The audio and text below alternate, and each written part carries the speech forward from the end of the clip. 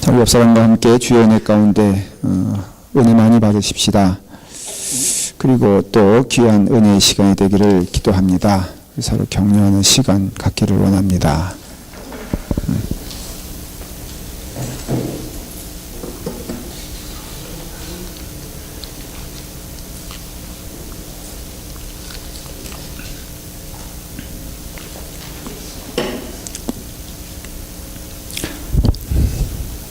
오늘 어디 할 거죠?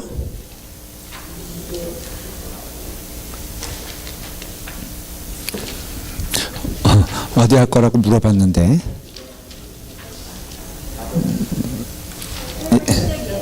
아, 8가 시작이에요? 아, 감사해요. 예?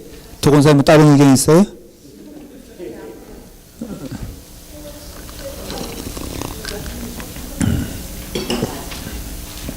그래요. 뭐 다 맞습니다. 조금 다뤘으니까. 근데 네? 예, 아니 제가 뭐 답을 얻으려고 물어본 거 아니니까 그냥 그 인사치레로 그냥 하시면 돼요. 뭐 제가 여러분들에게 뭐 기대하고 물어보겠습니까? 그냥 이렇게 처음 시작 도입 부분에 그 분위기 어색하지 않으려고 물어보는 거지. 뭐 그래도 도건사님하고 우리 이명숙 권사님 잘 말씀해 주셨어요. 저기 별이라서 하나 붙여드려야 되는데 감사합니다. 자, 이제 본격적으로 이제 그 사복음서를 들어갑니다. 하여간 그 좀 흥미진진했으면 좋겠어요. 그리고 이제 무식을 탈피하여 뭔가 좀 이렇게 이렇게 제가 성도들과 대화하다 보니까요, 꼭 배운 거 아는 것은 티를 내더라고 성도들이. 뭐 대화하는 방향도 약간 성경적으로 변하고요. 그리고 뭐 점심 때 우리 권사님들 두 분이 이제 우리 교회 스태프들 수고한다 해서 점심을 사주셨어요. 근데 이런 것은 격려를 받아야 됩니다. 저는 그렇게 믿습니다. 뭐 누구라고는 말씀드리지 않겠지만은 하여간 두 분이 그러는데 대화가 막 그 성지순례 같던 얘기 제가 좀 터키를 했거든요. 그랬더니 저 한 1분 얘기하게 해놓군요. 본인들 갔다 왔다고 하기 막 얘기하는 거예요. 그러면서 뭐 스페인에는 그 누가 갔죠? 그러면서 뭐 야고보가 가지 않았습니까? 예수님의 동생 야고보가 아니라 그 요한의 뭐 그래가지고 제가 얼마나 마음이 흐뭇했는지. 신학생 대화 같지 않아요, 꼭? 근데 그분들 아는 거 거기까지야. 더 이상 물어보거나 제가 그러면은 본인들도 당황하는 거야. 그 교인들은요 꼭 그 어디서 아는 걸 꼭 가져와 가지고 꼭 목사한테 물어보는데 제가 당황하는 거는 저도 모를 때 있거든요. 근데 선생님 모른다고 그럴 수 없잖아. 예? 그래요? 우린 좋은 교인들만 있어 그렇지. 저 옆에 있는 교회는요 모른다 그러면은 우리 목사 무식하다고. 그래서 저도 그냥 예? 이제 박사예요.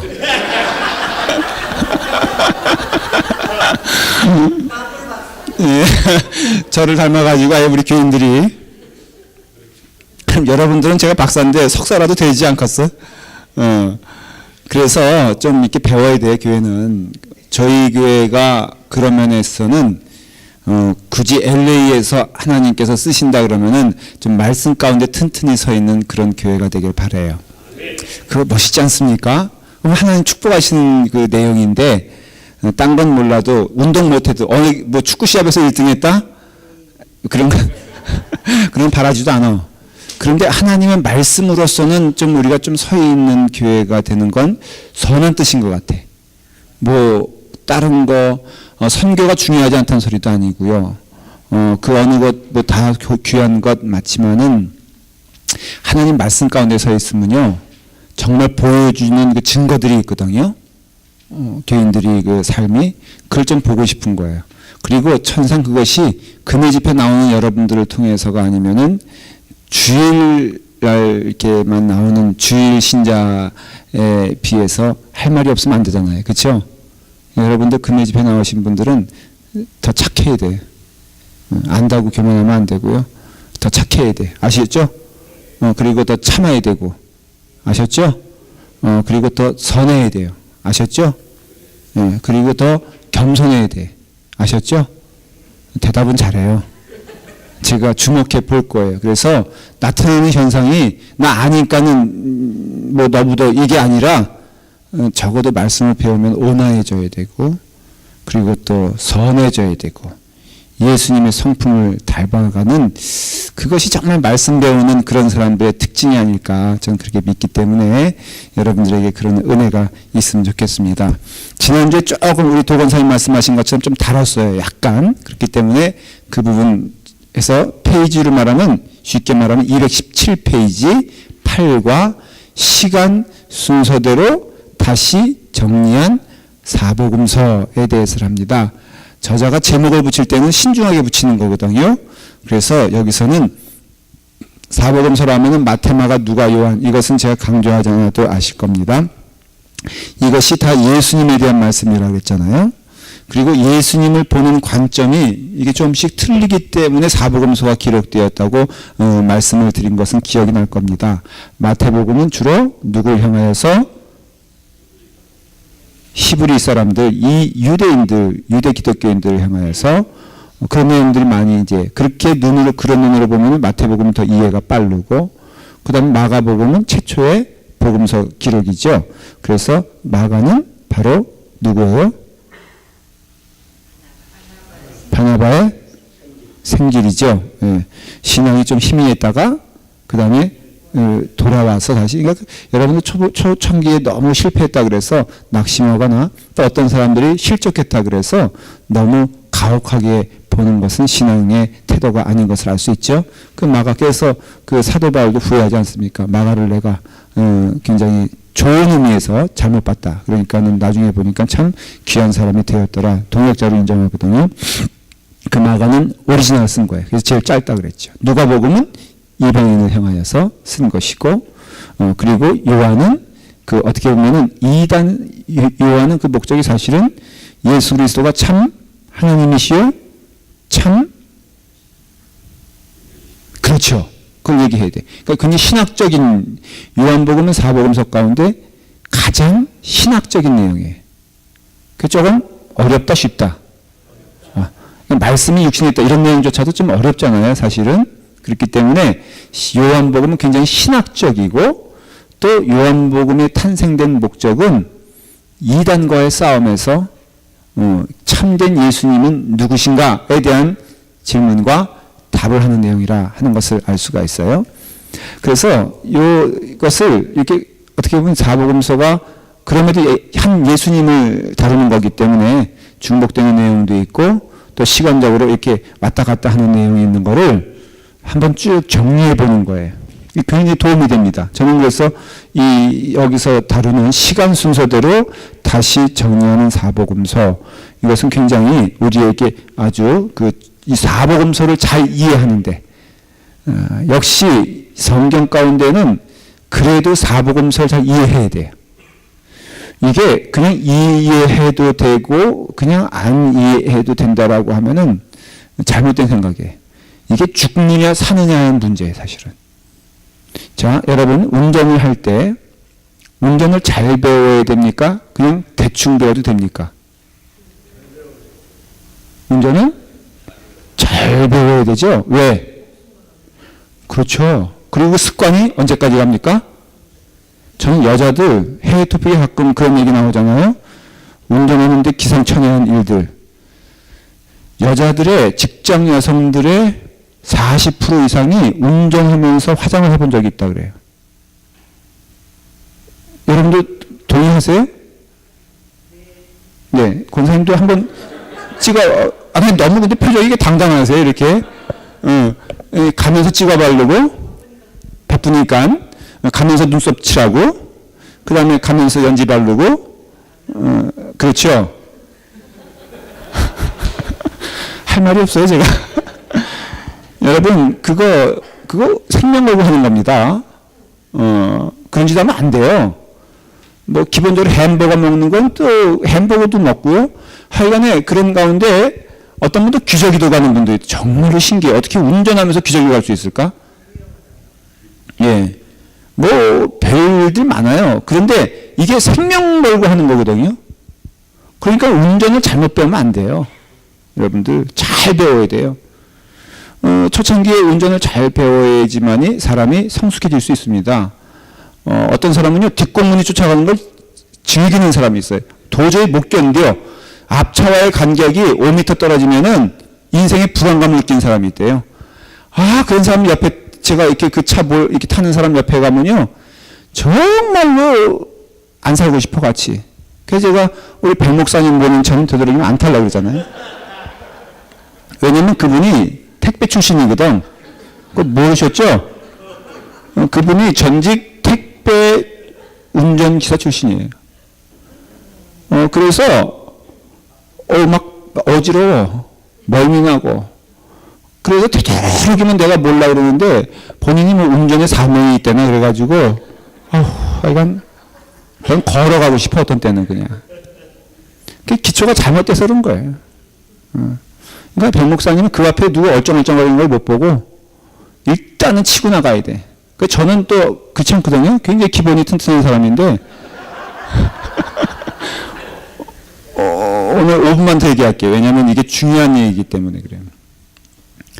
저는 부목사 기사 출신이에요. 그래서 제가 한국에서 남산감리교에서 봉사할 때 그 목사님, 담임 목사님 계시고 부목사님들 계시고 전도사님들이 있었는데 그 가운데 유일하게 운전면허증 있는 사람이 저 하나였어요. 대단한 사람이죠, 제가. 그런데 문제는 뭐냐면 교회가 크니까 기사들이 있어. 몇 명이나 있었어요. 뭐 큰 버스 기사들도 있고 있는데 이제 퇴근하잖아요, 다. 저녁 때가 되면. 근데 교회 일이란 게 뭐 낮에만 있습니까? 어떤 데 신방 가다 보면은 저녁 8시도 가고 어떤 때는 장례하면은 막 새벽 2시에도 호출되고 그러거든요. 그러면 누가 운전해? 그럼 내가 운전하는 거예요. 담임 목사님 뒤에 모시고요. 또 그 말리는 신우가 더 무섭다고 무슨 목사님이 더 무서워. 우리 담임 목사님 저를 이렇게 넉넉하게 대해도 우리 발 위에는 부목사님처럼 얼마나 군대 선배처럼 했는지 몰라. 그럼 옆에 부목사님 있죠. 뒤에 담임 목사님 있죠. 또 뭐 있죠. 있는데 아파트 가면 이게 둔턱 있잖아요. 그거 흔들리면은 운전 결격이야. 그러니까 그거를 올라가는 듯 내려가는 듯 모르게 운전해야지만이 운전에 합격이 되는 거예요. 제가 그런 사람이에요, 제가. 그럼요. 그리고 원래 사장님 차를 몰던 운전기사는요, 운전하는 거 보세요. 아주 점잖게 다른 차가 앞질러 가도 그냥 유유하게 가지 어디 철딱선 없이 그냥 왔다 갔다 하면서 앞차 추월하고 이런 거 없어요. 우리는 그냥 리무진 몰듯이 코너링도 아주 부드럽게 하는 거. 기초가 잘 돼 있으니 저하고 이렇게 타는 사람들은요 너무 천국이고 백 목사님하고 타는 자들은 지옥을 경험하는 거예요. 그게 중요한 거예요. 자, 다시 돌아와서 이제 기초가 잘 돼 있어야 돼요. 그러려면은 성경을 좀 공부할 필요가 있고 공부해서 하나님의 말씀이 내게 다가오는 것을 노력을 해야 되고요. 오늘 이런 것도 하나의 노력이라는 작업에 있어서 여러분들 좀 이해하시면 되겠어요. 그 XY를 그때 얘기했었던 거 기억나세요? 이게 X인가요? 이게 Y고? 예, 그렇죠. 그래서 이거는 시간대라고 그랬고 이거는 공간이라고 이해를 하면 아주 시간은 물론 공생애 예수님의 3년 반 정도를 얘기를 해요. 그리고 그 시점에는 뭐가 있다고 그랬죠? 6월절. 그 여러분들이 그 이 교재 뒤에 있는 도표를 참조해 보시면은 더 이해가 됩니다. 부록 11번째에 보면 한눈에 보는 예수님의 행적을 보면은 이제 조금 더 이해가 될 거예요. 6월절. 이렇게 있다면 이 활동 공간이요. 6월절 하면 기억할 것은 한 군데만 빼놓고는 다 예루살렘이에요. 예루살렘. 그러니까 예수님께 있어서 큰 사건이 우당탕탕 터진 때가 언제냐면은 주로 6월절일 때예요. 그리고 6월절은 우리 달력으로 말하면은 4월달이에요. 4월달. 그래서 4월달 결국은 예수님도 그래서 어떤 사람은 그렇게 설치니까 결국은 그렇게 되지 뭐 그렇게 농담 삼아 누가 얘기하던데 4월달에 무슨 일이 벌어지죠?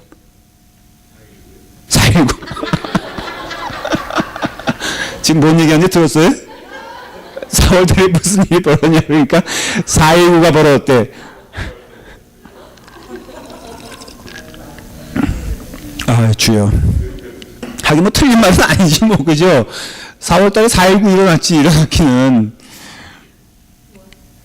부활절 십자가 사건 4월달에 일어났잖아요. 6월절에 일어난 것이. 그러니까 내가 6월절에 십자가를 지러 가야 되겠다. 그럴 때 그 6월절이죠. 성전을 총소한, 다시 말하면 성전을 뒤집어 놓은 사건은 언제? 6월절. 4월달. 다 이게 큰 사건들이에요. 첫 번째 사건의 그 성전을 뒤집은 사건은 역사적으로 굉장히 중요한 사건이고요. 물론 십자가도 그렇지만. 그래서 6월절 중심으로 해서는 이 성전 예루살렘에서 텐션이 있었다는 것을 알 수 있어요. 텐션이면 누구랑 텐션일까? 예수님이 친하지 않은 그룹이요. 보면은 크게는 두 그룹이 있었어요. 대표적으로. 하나는 제사장 그룹이에요. 하나는 서기관은 좀 아니고 바리새인들이에요. 바리새인. 그러니까는 예수님과 한판 소위 붙었던 사람들은 제사장과 바리새인들이에요. 바리새인들은 신학적으로 붙었고 제사장과는 정치적으로 붙었어요. 좀 무슨 말인지 이해가 되세요? 그래서 제사장과는 어떤 그런 그 정말로 자기들의 권력을 빼앗는 자로 예수님을 이해한 거예요. 그리고 바리새인들은 대중의 인기가 바리새인들에게 있었거든요. 그 당시. 그러니까 예수님을 누가 자꾸 백성들 쫓아가니까는 이게 신학적으로 논쟁을 하고 그리고 네가 누구냐 대체 뭐 이렇게 나오는 것이 바리새인들이었고 제사장들은 그런 사람들이 아니라 권력을 잡고 있던 사람들이니까 이 권력 놓치면은 죽는 줄 알았으니까는 이 두 종류의 사람들이 있었어요. 근데 시간은 그렇고 공간은 크게는 두 덩어리예요. 갈릴리하고 예루살렘에. 예. 그래서 갈릴리하고 예루살렘 중간에 사마리아가 있는데 이건 딱 하나의 사건뿐이 기록하지 않아요. 요한복음에서. 누굴까요? 기억나는 게. 수가성 여인.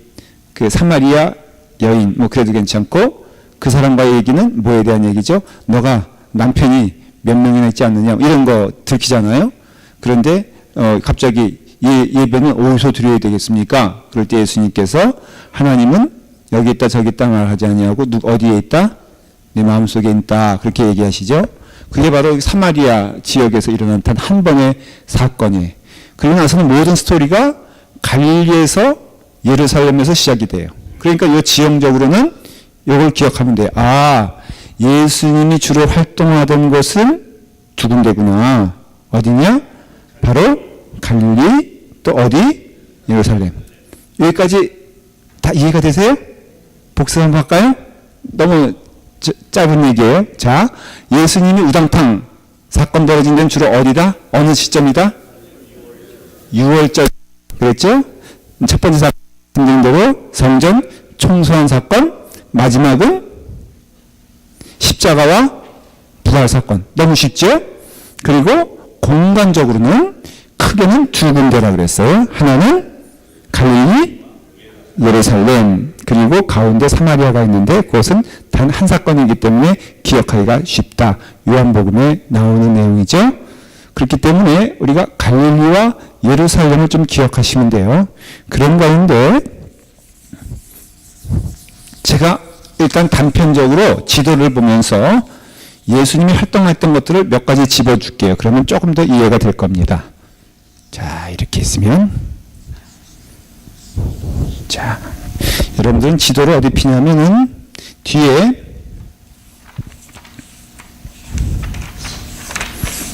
부록 11, 10, 부록 10을 피시면요. 네. 거기 이제 아주 중요한 지명부터 성경의 사복음서에 나오는 지명들을 제가 짧게 말씀드릴게요. 가이사라 빌립보라는 데가 있죠. 예, 가이사라 빌립보에서 무슨 일이 벌어지죠? 예수님이 참된 제자에 대해서 물어보고 그런 교회 제자들을 훈련시킨 장소가 있어요. 여기 꼭대기에 헐몬산이 있습니다. 눈 덮인 헐몬산에서 그 눈이 녹으면서 강을 이루어요. 그래서 이거는 뭐예요? 갈릴리, 예, 요거는 사해 이렇게 되는 거예요. 그래서 허문성에서 눈 녹은 물들이 내려와서 그게 요단강을 이루어서 갈릴리와 사해가 되죠. 가이사라 빌립보는 바로 여기 있어요. 그러니까는 예수님께서는 제자들을 여기서 훈련을 시키지만 여기로 올라가서 가이사라 빌립보에서 조용히 훈련을 시키죠. 바로 거기가 가이사라 빌립보고요. 그 다음에 여기가 가버나움이란 데예요. 예수님의 홈타운은 나사렛 여기예요. 그 다음에 첫 번째 물을 포도주를 만든 가나의 혼인잔치는 여기예요. 트라이앵글 그려요. 이렇게 요 거리들은 요 가나에서 이 그 가버나움까지는 한 10km 정도 될까? 그러면 어느 정도 걸어가는 거죠? 한 2시간 정도면은 걸어갈 수 있죠. 맞죠? 네, 2시간 정도는 걸어갈 수 있는 거리예요. 그걸 머릿속에 좀 기억해 두시면은 여러분들이 아, 예수님이 주로 활동했던 곳이 어디다라는 것을 기억하게 될 거예요. 여러분들 그 마태복음 5장에 보면은 천국, 그러니까 산상수훈이 나오잖아요. 그 산상수훈, 예수님께서 이렇게 복음을 본격적으로 전하던 그 산상수훈은 어느 곳에 있냐면은 바로 요 부분에 있어요. 요 부분. 한 요 정도 돼요. 그래서 갈릴리 호수가 보이는데 한 갈릴리 호수에서 200m 떨어졌어요. 그러니까 거의 갈릴리 호수 가라고 할 수 있죠. 우리가 거긴 산이다 그러는데 산은 좀 약간의 그 사람들이 그 과장된 얘기고요. 동산 정도로 이해하시면 돼요. 그래서 갈릴리 호수 이렇게 보면은 뭐 조금 높은 동산 정도 그렇게 이해하시면 돼요. 그런 곳이에요. 근데 그것이 먼 곳이 아니라 어떤 아주 멀리 있는 것이 아니라 바로 가나, 나사렛, 여기 가버나움 요 정도 붙어 있는. 그래서 여기 보면 이쁜 교회당도 서 있고요. 그래요. 하여간 그런 곳이에요. 그리고 디베리아가 바로 여기 있고요. 요단강이 여기부터 시작을 해요. 자, 중요한 지명은 다 말씀을 드렸어요. 여기 가버나움이고 나사렛이고 가나고 여긴 산상수훈이 일어난 곳이고 뭐 다 그래요. 그러니까 혈류병 앓았던 여인들 뭐 그 다음에 이런 어떤 얘기들은 다 어때요? 예를 들어 말하면은 뭐 이런 게 나중 얘기예요. 그래서 이런 데서 이제 벌어졌다는 것이고 그리고 또 내려오다 보면요. 중간에 보면 수가라는 데가 있죠. 아까 말한 수가성 여인 바로 여기 있어요. 여기 사마리아예요. 요 지역이 사마리아라고 이해하시면 돼요. 그래서 이것이 왜 의미가 있냐면 이스라엘 사람들은 여행할 때 이 이스라엘 사람들 다시 말하면 유대인들 사마리아 사람이 아닌 사람들이 유대인이잖아요. 유대인이 아닌 사람은 사마리아 사람이고 근데 유대인들이 주로 머물렀던 거주지는 두 군데인데 여기하고 여기예요. 포로 생활 이후에 이 두 정착지가 아마 내려오면서 역사학자들은 이렇게 해방됐잖아요. 그 에스라 느헤미야 다 그때 기억나시죠? 그때 이제 그 포로됐던 사람들이 다 이스라엘로 밀려 들어오기 시작합니다. 얼마가 왔는지 모르지만은 뭐 몇십만 명이 왔는지 모르죠. 그런데 어쨌든 내려오면서 다 여기까지 내려온 게 아니라 역사학자들은 여기서 머물렀을 것이다. 일부는 그렇게 생각을 해요. 그 이유는 이 지역에서 이 사마리아 지역 아닌 다른 곳에서 곡식이 날 수 있는 지역은 딱 여기예요. 왜냐하면 갈릴리 호수 옆이니까. 네, 물이 있으니까 여기는 가보면 전부 다 곡창지대인 걸 알 수 있어요. 그 다음에 지도도 보면 알겠지만 여기 이렇게 지도 보시면요. 우리 그 교재는 지도 보면 붉은색은 산맥을 말해요. 산 쪽이에요. 붉은색은. 그 다음에 아주 진한 노란색은 약간 평지하고 산하고 중간 지역이고 아주 얇은 지역은 뭐예요? 바로 평지예요. 바다 표면보다 거의 이쪽 그 바다 쪽은 바다 표면이고요. 그 다음에 그 사해와 그 요단강과 그 다음에 나사렛이 아니고 갈릴리 호수 거기 아주 노란데 얇은 노란 지역 있죠. 이거는 바다보다 훨씬 낮은 지역이에요. 이해가 되세요? 그렇기 때문에 이 갈릴리 지역이 곡창 지역이에요. 거기 보시면 그런 모양이 노란색으로 되어 있잖아요. 그렇기 때문에 그 유대인들이 이렇게 내려오다가 여기서 일부분이 정착을 하고 또 많은 사람들은 여기 성전까지 가야 된다. 그 성지까지 가야 된다. 그래서 여기에 주로 많이 왔지만 여기도 무시 못할 숫자가 유대인들로서 머물렀을 것이다. 그래서 예수님이 다윗의 자손이지만 그 아버지 요셉이 다윗의 자손이지만은 여기에 머물렀던 이유는 내려오다가 원래는 여기 없었어요. 없었는데 내려오다가 너무 좋은 장소니까는 여기 오는 것을 멈추고 여기에 머물렀던 사람들이 생겨났는데 그러니까 제2 유대인 공동체를 할 수 있죠. 쉽게 말하면 여기가 제1 머저리티 여기가 다수의 공동체라면은 여기는 제2야. 그런데 여기까지 온 사람들이 유식했을까? 여기 정착한 사람들이 유식했을까? 왜 그럴까요? 그렇죠. 여기까지 온 사람들은 뜻을 세우고 온 사람들이에요. 여기는 그냥 이렇게 할렐루야 하면서 쫓아오다가 좋은 데 있으니까는 그냥 멈춘 사람들이에요. 그리고 원래 예루살렘이 이 사람들은 세계에서도 목숨 걸고 가는 거. 지금도 예루살렘 가겠다고 하는 사람들이 굉장히 많거든요. 그러니까 여기는 어떻게 보면 지도자 그룹이 여기에 정착을 했고 여기는 난 뭐 지도자도 아니야. 그러니까 난 그냥 땅 파고 살래 하는 사람들이 정착했을 가능성이 많이 있어요. 그래서 예수님 당시에도 그 예수님과 그 에스라 시대 때는 450년 정도의 차이가 있어요. 그러니까 450년, 500년 동안에 나라가 형성된 거예요. 좀 이해가 되세요? 무슨 얘기인지? 그러니 그 시간이 길다면 길지만은 또 생각해보면 긴 게 아닌 거예요. 그러니까는 이 예루살렘 사람들은 이 나사렛에 있는 사람들을 무시합니까? 무시하지 않습니까? 무시하죠.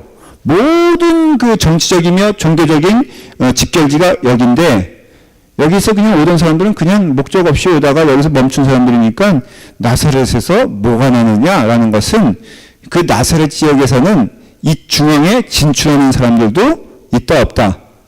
없다는 거예요. 여긴 또 자 농사꾼 아니면은 어부들이거든요. 실질적으로 자 유학민들 빈민층들이 여기 많았을까 여기 많았을까? 이쪽이 많았죠. 예. 그래서 5,000명이 왜 때로 예수님 말씀 들으려고 다녔느냐? 그게 아니라 그들은 갈 데가 낮에 할 일이 있어 없어. 우리는 이렇게 뭐 복음을 전하려고 그러면 뭐라 그러면 부흥회 한번 하겠다 그러면 어려워 쉬워. 여러분 금요일에 성경 공부가 좋아요 안 좋아요? 얘기해도 와 안 와? 안 오죠? 그런데요 저 같은 사람이 저기 터키 같은 데 가서 뭘 하나 한번 얘기하겠다 그러면요 구름처럼 모인다니까 마음 같아서는 그쪽으로 가고 싶어. 근데 제가 약점이 하나 있는데 터키 말을 몰라. 여기에 5,000명이 모이느냐 그 당시에 낮에 불러주는 데가 없는 방황하는 사람들이 그만큼 많았다는 뜻이에요. 그러니까 예수님이 가나에서 한번 또 히트를 쳤잖아요. 물로. 그러니까 소문은 원래 할 일 없는 사람들에게 빨리 전달됩니까? 바쁜 사람에게 전달됩니까? 할 일 없는 사람들. 그러니까는 여기는 그런 사람들이 다 집 없는 사람이 여기는 어떻게 보면 5분의 막 그렇게 했다고 그러잖아요. 거의. 그러니까 여긴 분위기가 완전히 그 빈민촌에다가 직업 없는 그런 지역이었고 여기는 그래도 여기는 아주 빵빵한 사람들이 모인 곳이었다. 감사해요. 좋은 언어를 사용해 주셔서.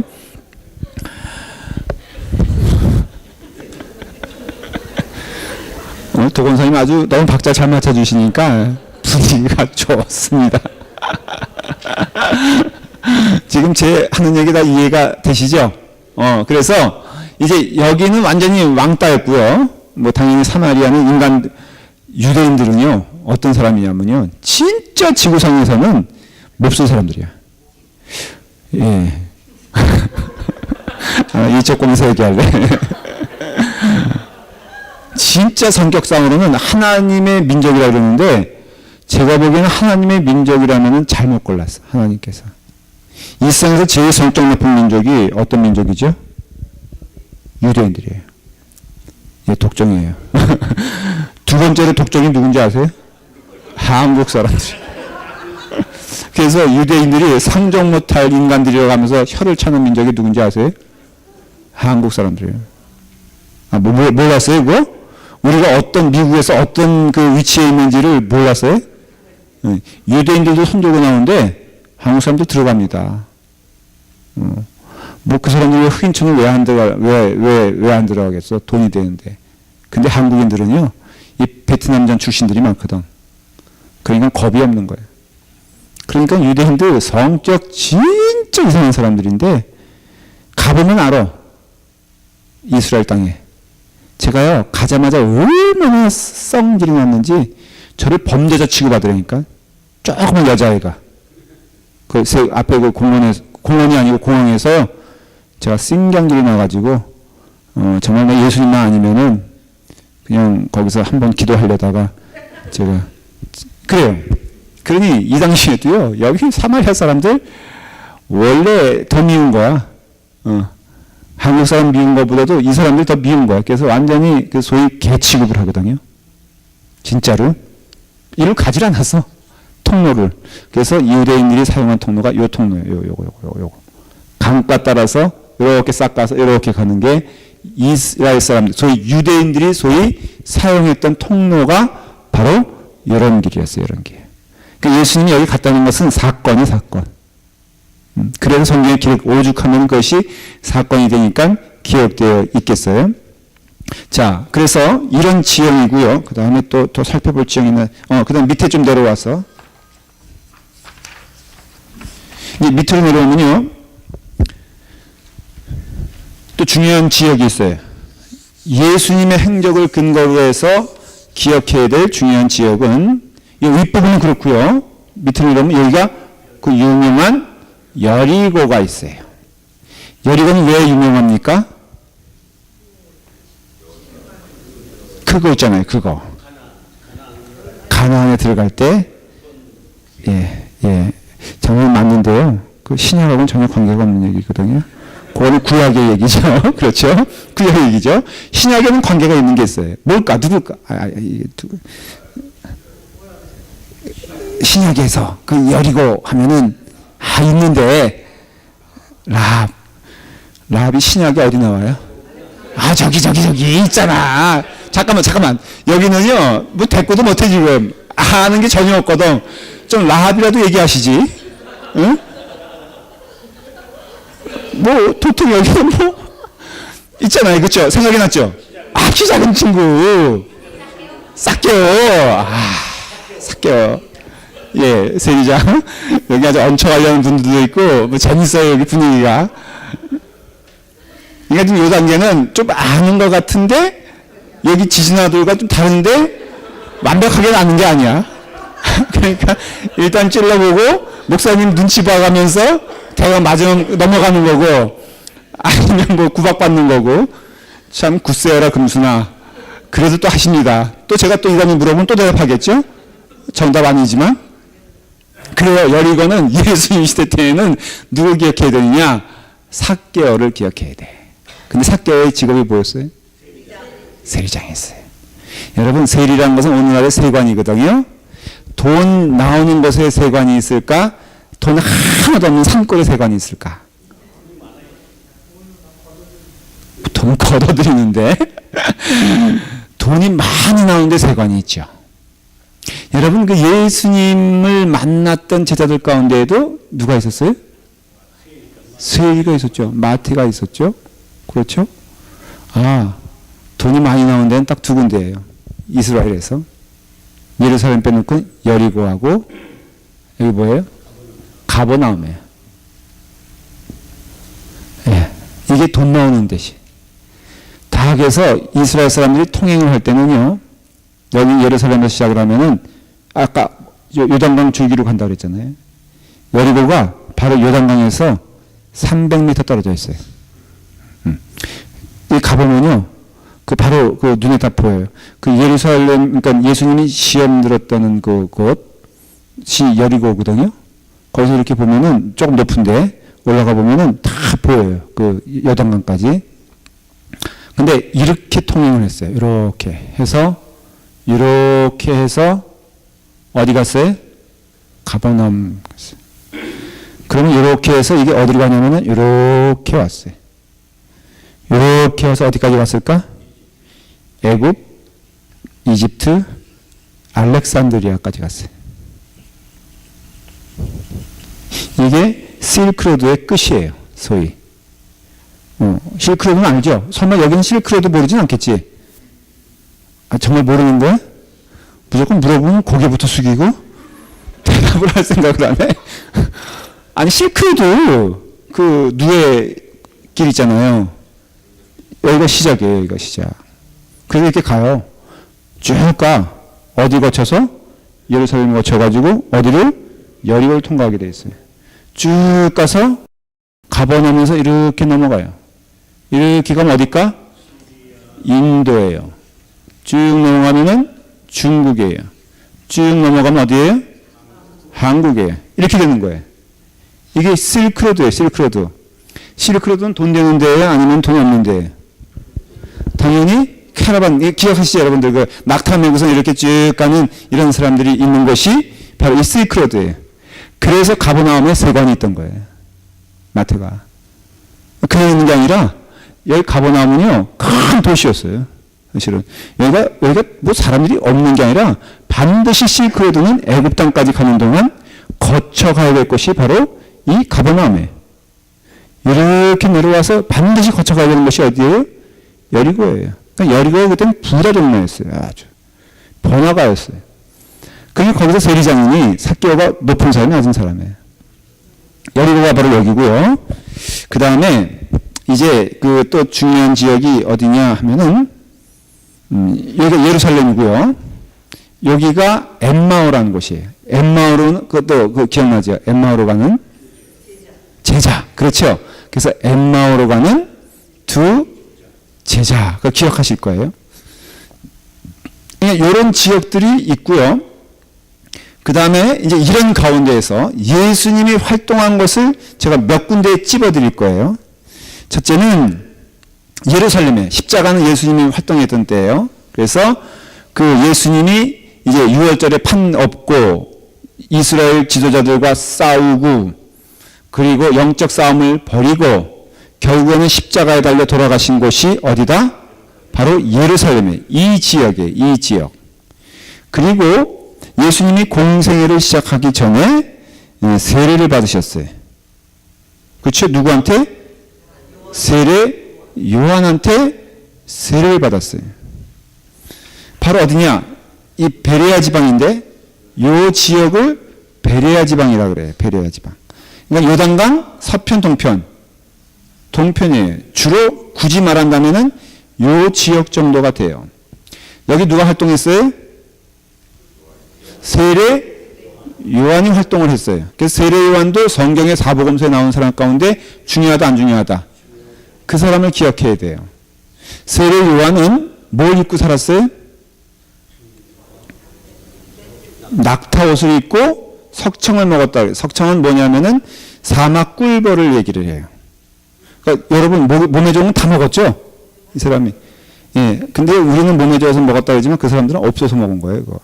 사막에 그것뿐이 없으니까. 근데 그러면은 세례 요한은 사막에서 살았다 안 살았다? 사막에 살았어요. 근데 세례 요한은 제사장 집안의 아들이에요. 다시 말하면 그 당시에 제사장 집안은 우리가 생각하는 가난한 어떤 목회자가 아니라 권력층에 속하는 집안이에요. 근데 왜 세례 요한은 사막에 살았을까? 부모가 망해서?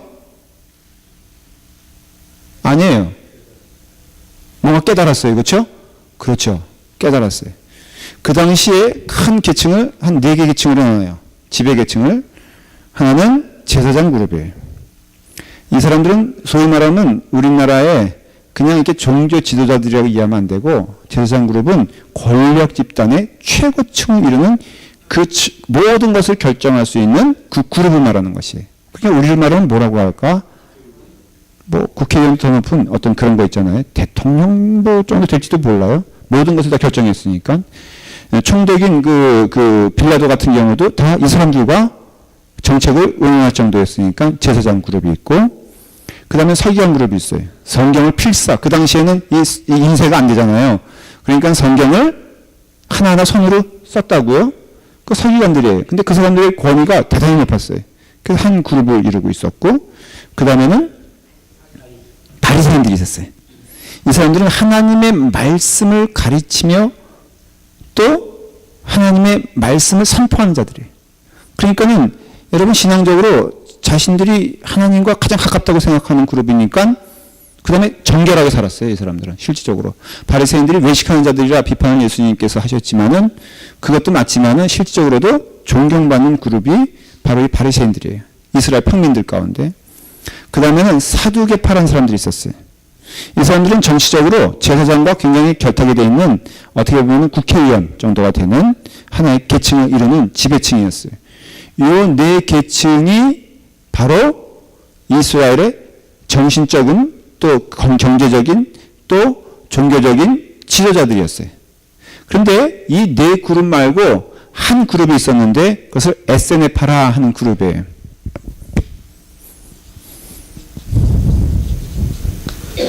이 에세네파는요 나홀로 독립군이야. 그래서 니들이 뭐라 그러든 간에 니들은 다 세속화된 사악한 집단이라는 것이 그런 사람들이 나올 수가 있잖아요. 종교적으로는 굉장히 순수하면서도 굉장히 거칠었어요. 그래서 하여간에 자기네 말고는 다 이건 죽일 분들이야. 네, 그런 경우 있잖아요. 그렇죠? 그러니까는 이 세속의 무리들과 묻혀 살아야 돼? 아니면 떨어져 살아야 돼? 당연히 떨어져 살아야죠. 그러니까 예루살렘을 떠날 수밖에 있어 없어? 떠나야죠. 좀 대답 좀 하세요. 여기도. 요건 대답할 수 있잖아. 그렇죠? 그러니까는 떠나야 되니까 어디로 가겠어? 사람 없는 곳으로 가야죠. 어디가? 광야로 가야지. 이따 광야거든. 그러니까 여기로 간 거예요. 그거를 쿰난 공동체라 그래요. 왜냐하면 이 지역을 이 지역들을 쿰난 지역이라고 그러기 때문에. 그래서 실제로는 거기에는요 성경에 이렇게 어떤 양친 여러분들 그 얘기하세요. 양친 소녀가 자기 양을 잊어먹었는데 동굴 양이 있을 만한 곳에 혹시 있나 하고서 돌을 딱 던졌는데 갑자기 쨍그랑 하면서 깨지는 소리가 나서 들어가 보니까 거기 성경 사본이 네. 근데 그것이 뭐냐면 쿰난 공동체. 그러니까 사막에서 굴 파놓고 지금도 그 사해 주변에 가면요 굴이 있어요 실제로. 근데 거기서 먹고 자고 거기서 사막에 외치는 소리만 해가지고선 한 거야. 그 대표적인 사람이 누구냐? 세례요한이에요. 세례요한. 그러니까 당연히 여기서 활동했죠. 여러분 민중들은요 이 예루살렘 여기에 세킨타워 한다 그러죠. 여기 정말로 어떻게 보면은 실망하고 여기에 어떤 낙심한 사람들이 다 어디로 몰리겠어요? 그쪽 가겠죠. 그래서 이 세력이 만만치 않은 세력이었어요. 그러니까 거기 가서 막 세례받고요. 막 제자가 되고 뭐 그냥 엄청난 숫자들이 굴러 가서 막 세례받는데 예수님도 간다 안 간다? 갔죠. 그렇죠? 그래서 예수님이 그 공생애 전에 시작한 사역지가 어떻게 보면 여기라 이거예요. 여기. 누구에게 세례받는? 요한에게 세례받는. 여기서 내려와서 세례받고 올라가셨어요. 여기가 또 중요한 예수님의 한 사역지가 되고요. 그 다음에 여기는 말한 대로 사마리아 여인 만났던 곳임을 알 수가 있어요. 그리고 여기가 이제 그러니까 큰 축은 여기하고 여기라고 그랬어요. 여기하고 여기. 그래서 아까 말한 대로 이 트라이앵글 별로 이렇게 긴 거리가 아니에요. 말한 대로 한 2시간이면은 가고 뭐 2시간이면 오는 데서 예수님이 뱅글뱅글 하면서 갈릴리에서는 거기서 그 다음에 예루살렘에도 여기서 그러니까 우리가 생각하는 그 먼 거리라든가 아니면은 그 시간이 멀리 걸리는 거리가 아니라 이렇게 멀지 않은 그런 곳에서 그래서 실질적으로 여기서 여기까지는 거리로 따지면은 100한 몇 킬로 100 몇 마일 정도 돼요. 예. 그리고 여기서 예수님 여기까지 갔잖아요. 여기서 여기까지는 315마일 정도 돼요. 315마일이면 여기서 샌프란시스코 조금 못 가는 거리겠죠. 그러니까는 여기서 여기까지 한 110여 마일 되고 여기서 여기까지는 315마일 정도가 되니까는 대강 이제 거리상으로 이해가 되시죠. 그러니까 115마일 정도는 멀다고 멀지만은 그렇게 먼 거리가 아니거든요. 여기서 일어났던 소문이 여기에 들릴까 안 들릴까? 들리고 여기에서 일어나는 일들이 여기까지 들린다 이거예요. 그래서 여기서 예수님 활동할 때는 예루살렘 종교지도자들이 첩자를 보내가지고 여기서 예수님이 하던 일들을 다 보고 알고 있었던 것이에요. 또 예수님이 여기서 한 일은요, 주로 6월절 때 일어났어요. 그 이유를 나중에 설명해 드릴게요, 제가. 왜 6월절 때 일어났나? 6월절에 이스라엘 사람들이 가장 남자들이 다 모이는 때가 6월절이거든요. 전국에 있는 남자들은 다 여기 모였어야 돼. 그게 법이었어요. 그러니까 모였으니까는 여기서 일어난 사건은 소문이 날까 안 날까? 나죠. 그러니까 여기까지 소문 나는 데는 그냥 예수님 볼일을써서 계속 계셨죠. 여기 8개월 동안 계셨거든요. 그 성전을 우당탕하고선 4월 달에 그 일이 벌어지고 예수님께서 이쪽으로 돌아간 때가 12월 달이에요. 그러니까는 몇 개월? 8개월 동안 여기서 일어날 때 제가 나중에 설명을 드릴 거예요. 그런데 그 전에 이미 여기서는 소문이 났다 안 났다. 그러니까 이 마을에서 이 예수가 미쳤구나. 이런 소문이 났을까 안 났을까. 그냥 나사렛 자기 동네 가서 핍박을 받아 안 받아. 네가 예루살렘에서 무슨 짓을 한 거야.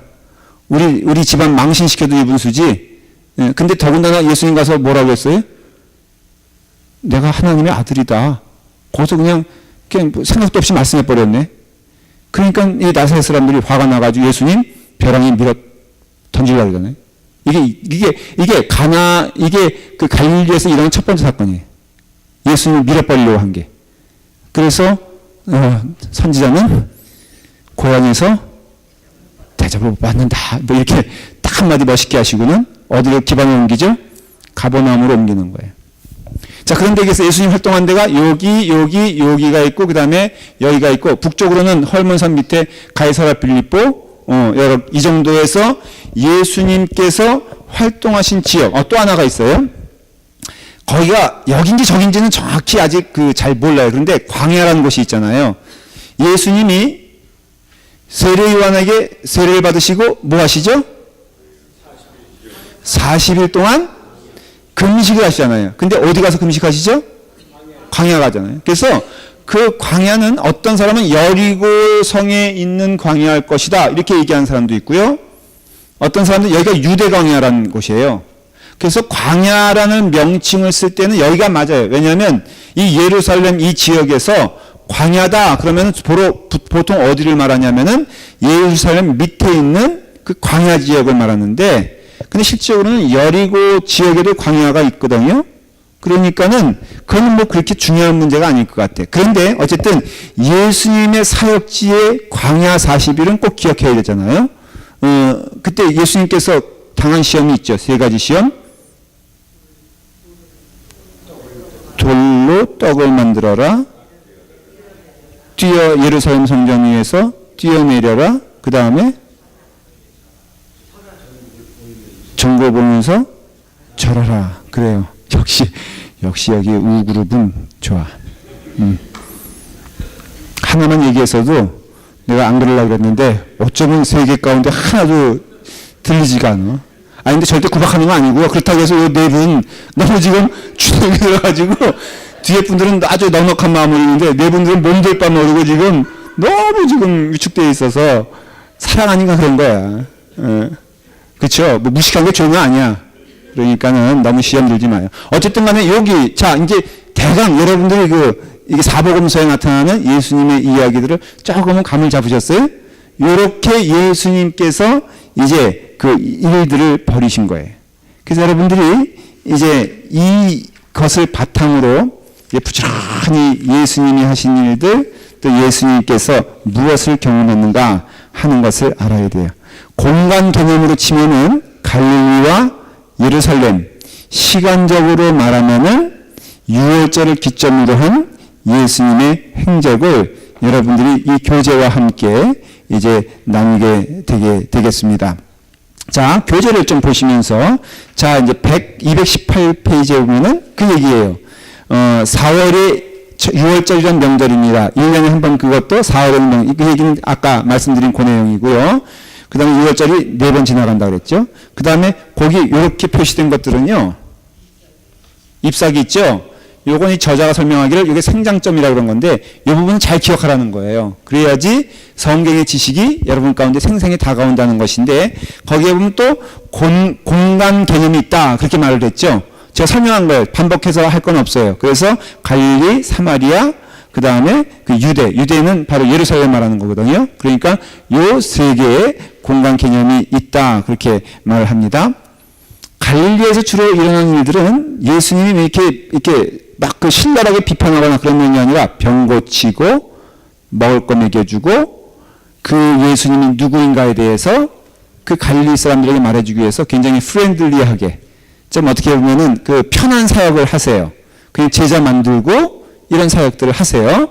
근데 예루살렘 지역에서는 그게 아니라 정치, 경제, 사회문화 쭉 나오지만은 종교 중심적 기득권자들 소위 말해서 여기서 굉장히 긴장 관계를 이뤄요. 예수님과 바리새인들과 다투고 제사장들과 다투고 그러니까 결국은 그 종교 지도자들이 마음 가운데 뭐가 생겨요?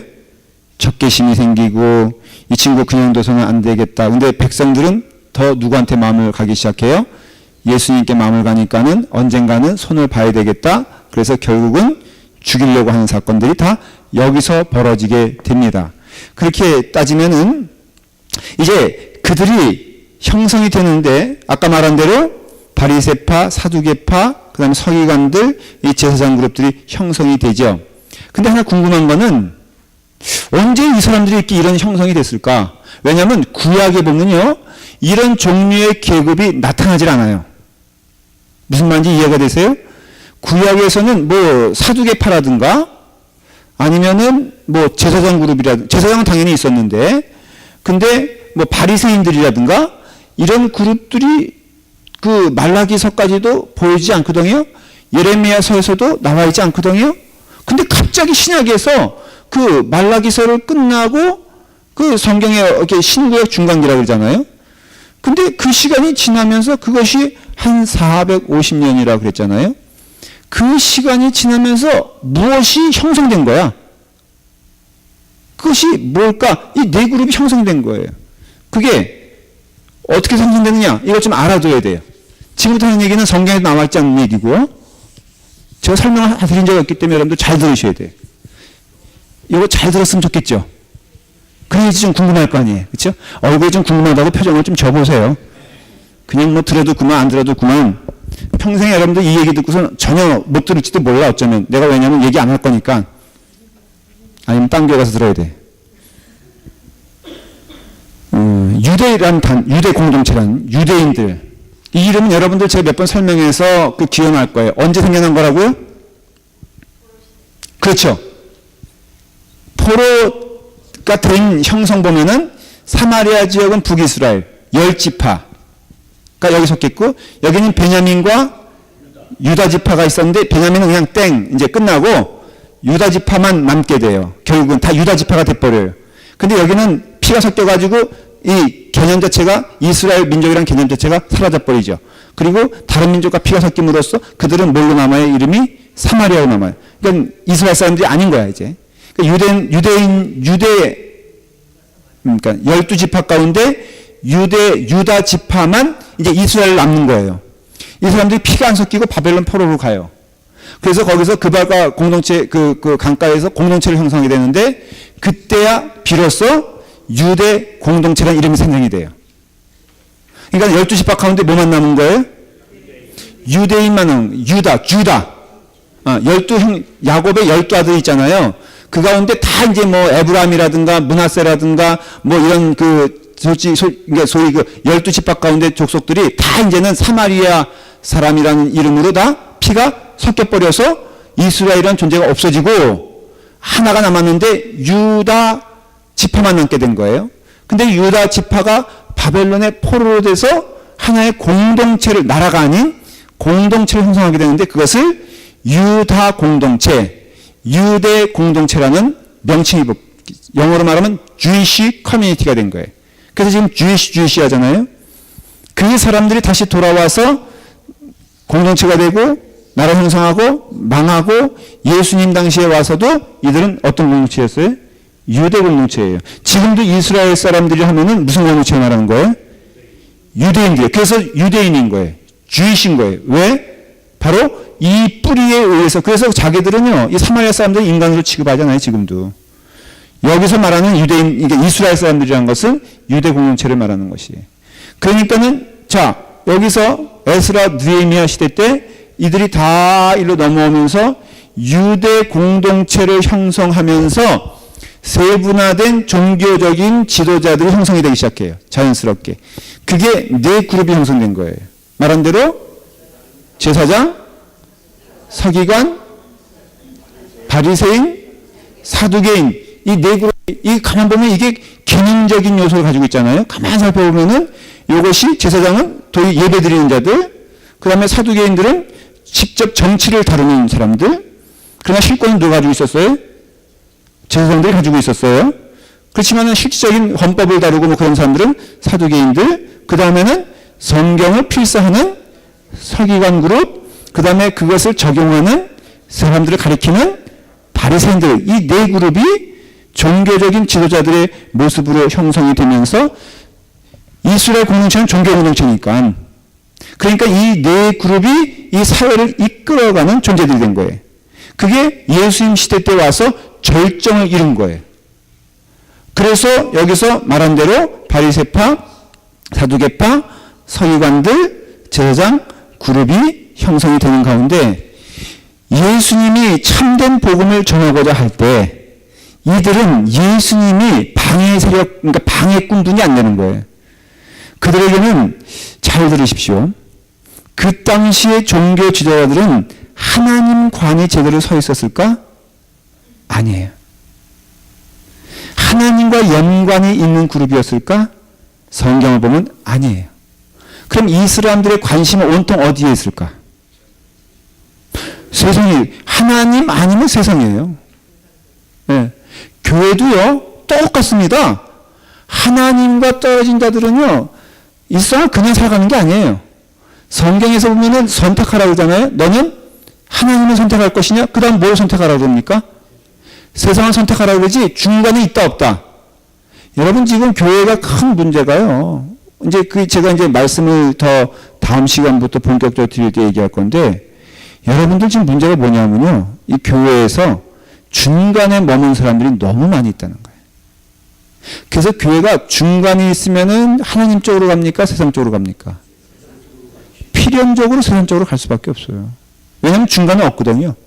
우리가 흔히 하는 비유가 흰색하고 검은색하고 있을 때 이것을 혼합시켜버리면은 검은색이 됩니까? 흰색이 됩니까? 그까지 회색이라고 잠깐 우기는데, 그럼 제가 여기 물어볼게요. 아니, 별걸 다 가지고 저하고 지금 이렇게, 참, 제 의도를 알겠죠? 순진한 여러분들. 응? 회색은 검은색이에요? 아니면 하얀색이에요? 아, 거긴 가만히 있으니까. 응? 기회를 줄게, 이번에 정답 맞힐. 검은색이야? 하얀색이야? 검은색이지. 박수 좀 쳐주세요. 이렇게 어려운 답을 할 수 있는 천재가 여기 앞에 있다는 거예요. 그럼 교회도요, 양다리는 다리 찢어지게 돼 있어. 지금 그래서 목회자로서 제가 여러분들에게 정말 영적인 의미에서 정직하게 말하면요, 교회가 문제가 있어요. 남의 교회 살펴볼 것도 없어. 우리가 문제가 있는 것은요, 이게 회색 분자들이 너무 많아서 그래. 회색 분자들은 그래도 까만색보다 낫잖아요. 까만색보다 더 문제 있는 게 회색인 거 아세요? 예수님도 오죽하면 속상해가지고 예수님 웬만해서는 그런 말씀 안 하시거든? 근데 썽길 나가지고 한마디 한 거 있죠. 니네들, 야, 좀 덥든지, 아니면은 뜨겁든지 해라. 미지근하면은 여기 아예 정말로 교도소 가면은 복음이 전달 잘 돼. 자타가 공인하거든, 자기들이 죄인이란 거에 대해서. 근데 이놈의 회색분자들은요, 자기들이 선한 줄 알아. 그러니까는 자기들 마음 가운데 들킬 만한 얘기하면요, 썽질 내고, 제가 예를 들어서 정말로 본인들에게 마음을 막 찌르잖아요, 이렇게. 솔직히 막 드러낼 때는 어때요? 좀 마음이 부담스럽지. 예. 이게 이쁜 사람에게 이쁘다 그러면은, 적인데, 좀 부족한 사람한테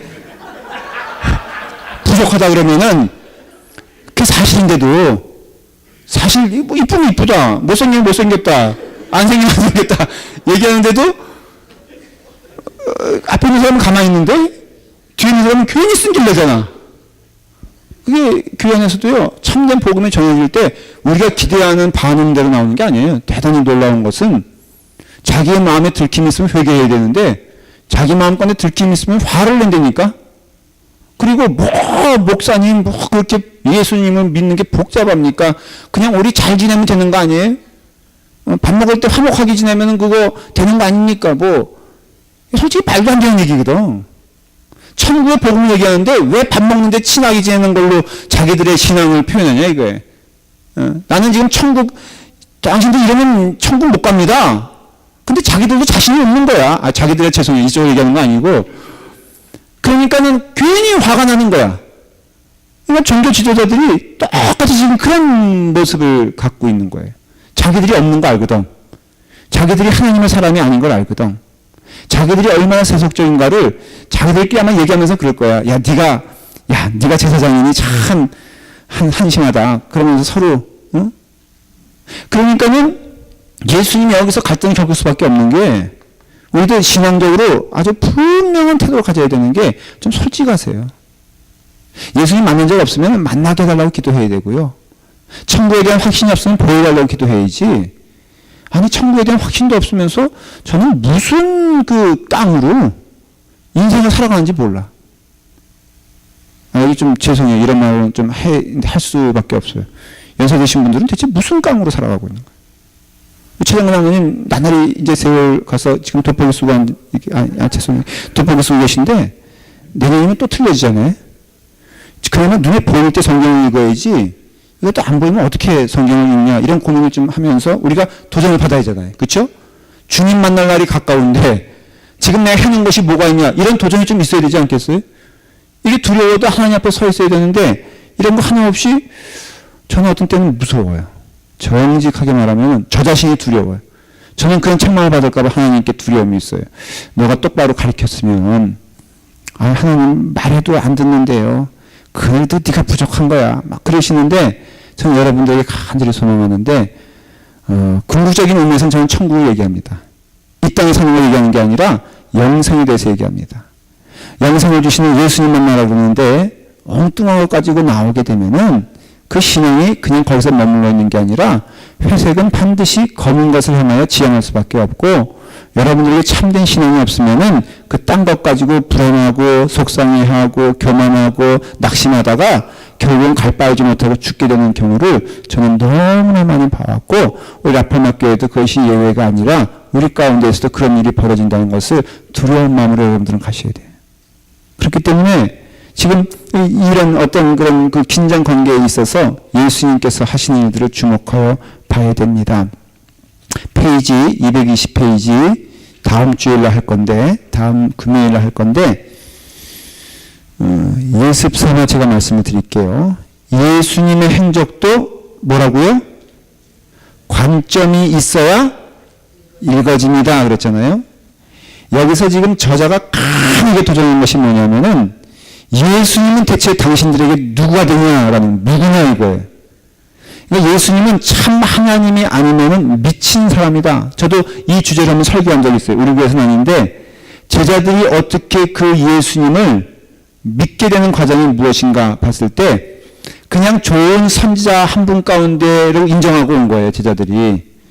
예수님이 제자들을 부르실 때 제자들이 예수님 쫓아가겠습니다. 그럴 때는 예수님을 참 하나님으로 인정한 것이 아니라 그냥 메시아. 그 메시아는 하나님이 아니고 참 인간이거든요. 인간인데 하나님이 그에게 영을 부어주셔서 엘리야의 영. 그렇게 믿었어요. 모세의 영.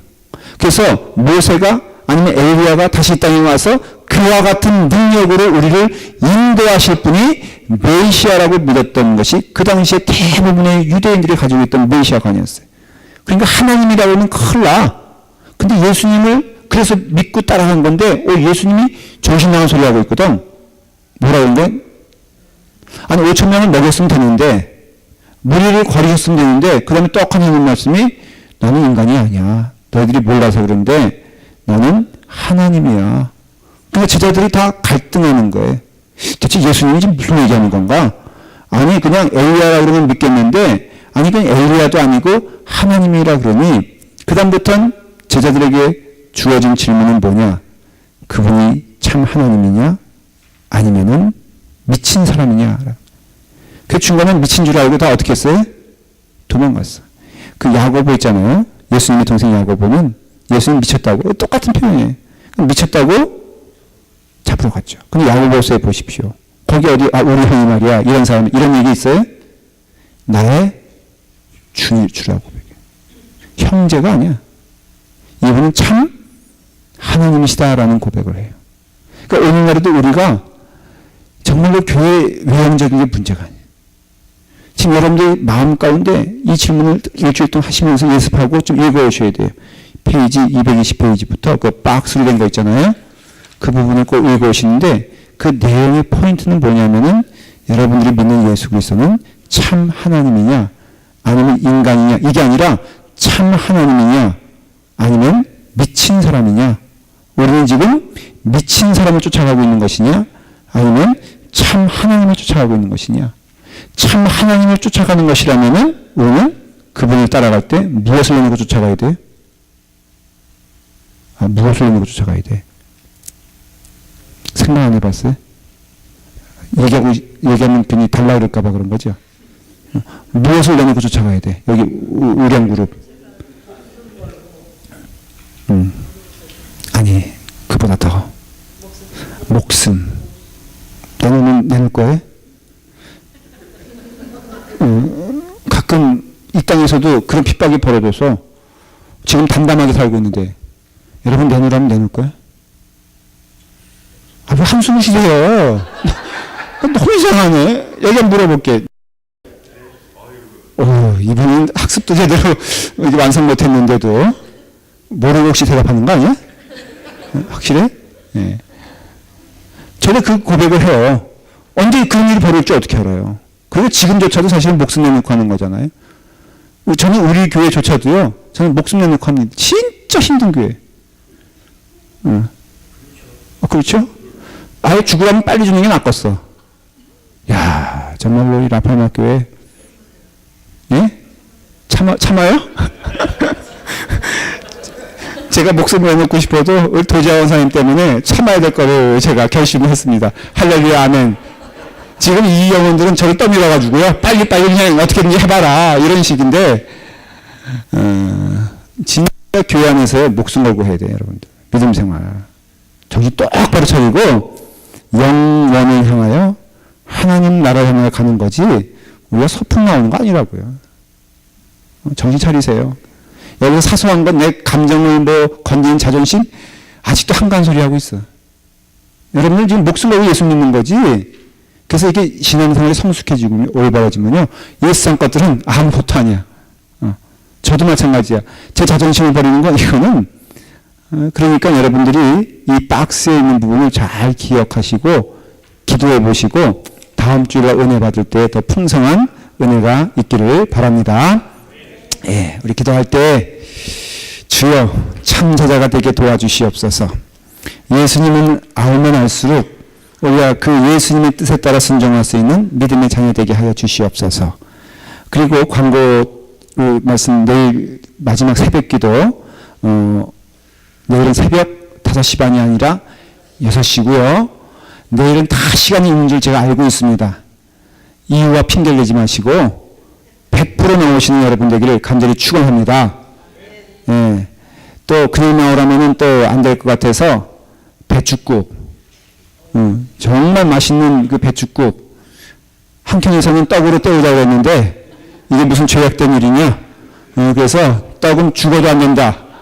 구세혁 권사님이 목숨 걸고 한 거에서 떡이 아니라 배춧국으로 준비를 했습니다. 그러니까 6시에 나오셔서 우리 한번 열심히 기도하는 시간 되기를 바랍니다. 우리 다 같이 함께 주님의 영광을 위하여 기도하도록 하겠습니다. 사랑해 주님.